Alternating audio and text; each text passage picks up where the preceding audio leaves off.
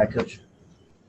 To my untrained eye, after Luka turned his ankle and got retaped, it seemed like when he came back in, he was approaching the game more at his pace and maybe slower at his usual pace. What did you see in the early game Luka versus the after that Luka? Yeah, I thought he looked great the whole time. So,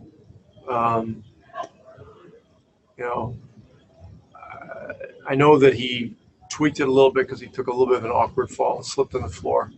But I think he went back and got it loosened up, got it retaped at the right, whatever the correct tape pressure was. He came back and the guy had 42 and a bunch of assists. I mean, all things considered, I thought he looked good the whole way. If you're asking if what about the early turnovers, what you think it could have been overly? Yeah, listen, no, some of those turnovers were caused by poor spacing and us not being in the places we should have been. And look, if you're playing against the Clippers, who are a good defensive team, you've got to use the space on the floor correctly. And early in the game, we did not. And throughout the game, I thought we got a little better as time went on.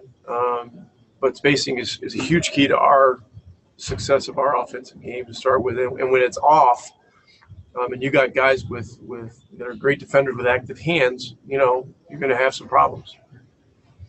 Coach, and then Joe's got a question. So, Luka, when he fell, like he was upset with the attendants, like as though the floor was wet, or they sort of. And I'm not, I'm Luka for being upset. My question is there a problem with the floor being wetter than it should be closer to the basket? Guys are falling. I don't know. There shouldn't be. To my knowledge, the climate should be perfect. They've got the humidity, they got the temperature, they've got everything going in there. There's not a lot of influence by a big crowd or anything like that. So I'm not sure the answer. I have seen some guys slip. But if I was a player and I slipped and, there was nobody near me, I'd be concerned too, So was that the question? Yeah, like I said, it's fine that I wasn't picking on Luka at all. I was just wondering if he was upset about it to the point where it was on his mind that this was happening. So I just wondered if you thought that there was a general problem of players slipping too much. I've seen a few players slip, and I don't know. I've been on the floor, and when you go on the floor and you check it out, it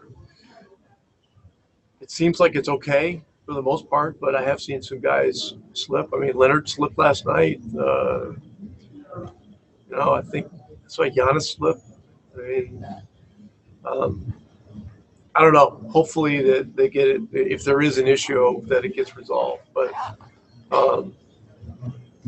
if your question is, did that affect his game or whatever? Guy keeps playing. He keeps playing. He's remarkable that way. Okay, Eddie, you're up.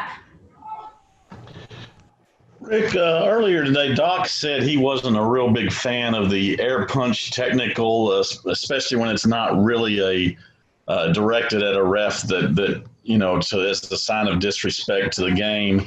What's your feeling on that? And just in general, in the playoffs, do you think maybe players ought to be allowed to have a little more expression? Yes.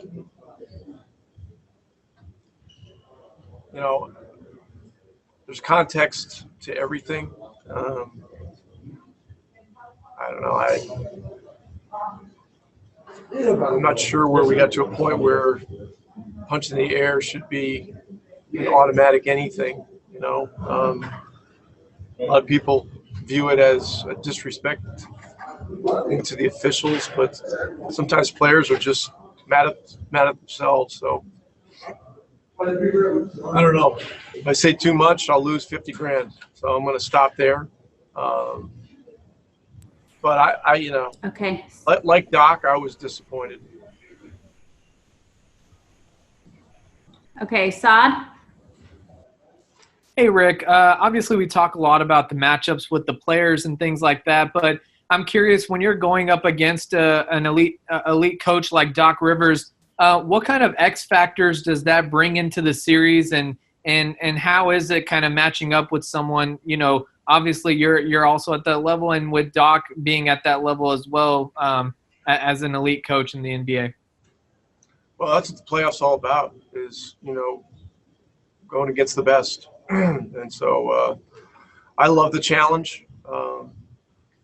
And look, we've had some great opportunities over the years. We had a great series with San Antonio in 14, when, with Pop's team that eventually went on to win the championship. I've been in series against Doc before. He's a great coach. And you got to be ready for a lot of situations they throw at you that are tough to deal with. Okay, final question is from Manolo. Yes, I want to know, how do you keep this team with this mental toughness and avoiding getting these type of players like Morris and Patrick Beverly? They're players that like to get into the players' heads. How do you work with this for the following game? We got to concentrate on our process, playing our game, understand that there's definitely an emotional aspect to playoff basketball. There are instances, when it gets physical. Sometimes players try to incite emotion, stuff like that. We've got to work together to stay on an even keel. You can't get too high, you can't get too low. Early in the game, we're down, 18-2. Our guys did a great job of just, settling one another, continuing to play. And they worked their way back into it, and we had a lead at the end of the first quarter. That's how you got to play. And we've all got to find energy and strength from each other. Because playoff basketball is very challenging, very difficult. And teams bring their best. Thanks. Thanks, Rick. Talk to you tomorrow.